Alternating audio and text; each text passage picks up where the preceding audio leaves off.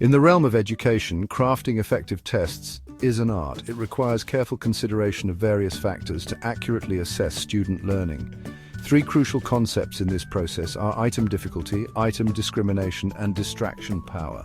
Item difficulty refers to the percentage of students who answer a test item correctly. A high percentage indicates an easy question, while a low percentage suggests a difficult one. Item discrimination, on the other hand, measures how well an item differentiates between high-performing and low-performing students.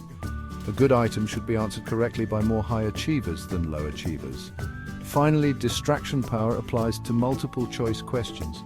It assesses how well the incorrect answer choices, known as distractors, attract students who have not mastered the material.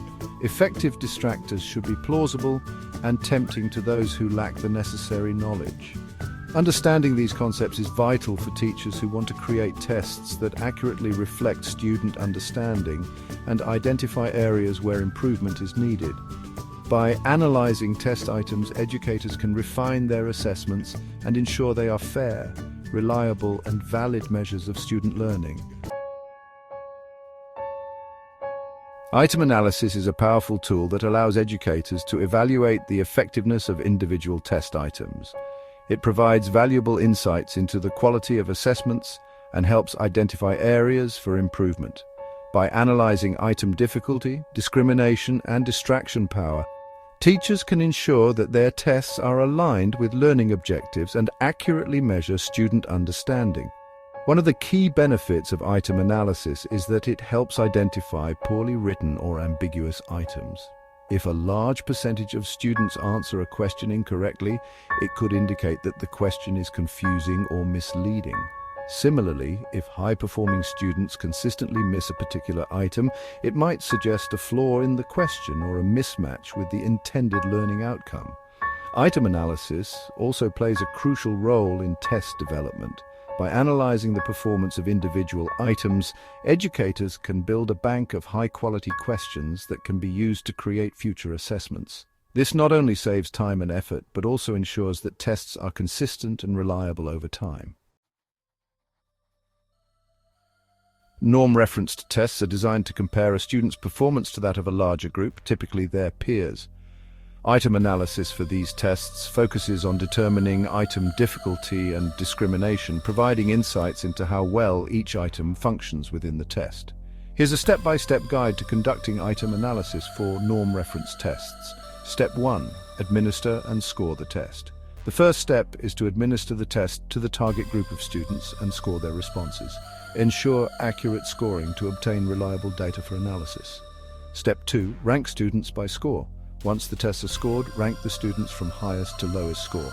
This ranking will help identify the high-performing and low-performing groups for subsequent analysis. Step 3. Identify high and low-performing groups. Select the top and bottom 25 to 27% of students based on their scores. These two groups represent the high-performing and low-performing cohorts for item analysis. Step 4.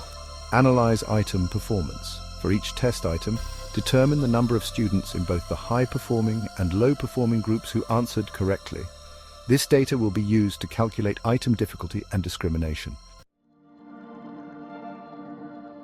Section 4. Calculating item difficulty and discrimination, unlocking insights.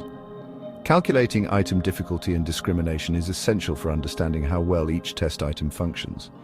These parameters provide valuable insights into the quality and effectiveness of individual questions. Let's delve into the calculation process for these crucial metrics. Item difficulty represents the percentage of students who answered a question correctly, regardless of their overall performance.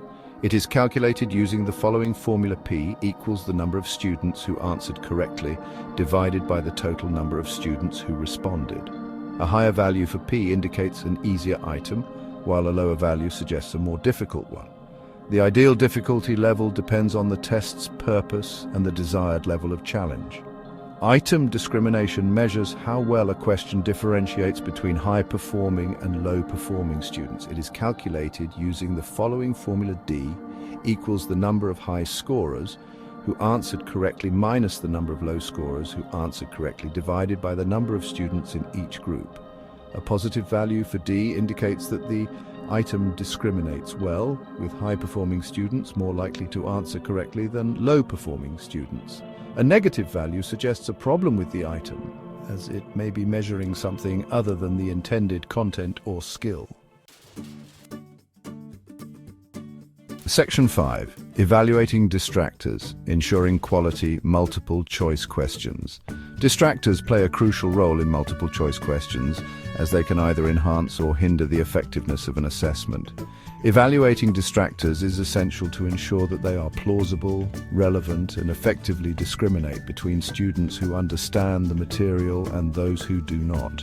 Effective distractors should attract students who have not mastered the content while being easily dismissed by those who have. The goal is to create distractors that are tempting enough to those who lack the necessary knowledge, but not so obviously incorrect that they are easily ruled out. To analyze distractor effectiveness, examine the number of students in the high-performing and low-performing groups who chose each distractor. Ideally, more low-performing students should select a distractor than high-performing students. This indicates that the distractor is effectively identifying students who have not grasped the concept. If a distractor is not functioning effectively, consider revising it to make it more plausible or relevant to the content. The goal is to create distractors that challenge students' understanding without being misleading or unfair. Section 6. Item analysis for Criterion-Referenced Tests, measuring mastery. Criterion-referenced tests differ from norm-referenced tests in that they focus on measuring students' mastery of specific learning objectives rather than comparing their performance to others. Item analysis for Criterion-referenced tests centers on determining how well each item aligns with the intended learning outcomes and whether students have achieved mastery of the material. A common approach in criterion-referenced testing is to administer a pretest before instruction and a post-test after instruction using the same set of items. This allows educators to assess the effectiveness of their teaching and track students' progress over time. Item analysis for criterion-referenced tests often focuses on the sensitivity of items to instruction. This refers to the extent to which an item's difficulty changes from pre-test to post-test, indicating whether students have learned the material as a result of instruction. To analyze item performance, compare the number of students who answered correctly on the pre-test and post-test. A significant increase in the number of correct responses suggests that the item is sensitive to instruction and that students have mastered the corresponding learning objective. Section 7. Building a test item. File, a treasure trove for educators. Building a test item file, also known as an item bank, is a valuable practice for educators who regularly administer assessments. An item bank is a collection of well-written, reviewed, and categorized test items that align with specific learning objectives. It serves as a repository of quality questions that can be used to create various assessments efficiently. Start by gathering test items from various sources such as textbooks, worksheets, previous assessments, or online resources.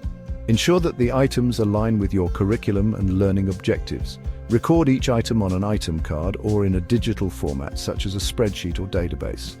Include relevant information such as the learning objective, content area, item type, difficulty level, discrimination index, and any notes or revisions. Organize the items systematically by subject, content area, learning objective, and difficulty level. This allows for easy retrieval and selection of appropriate items when creating assessments.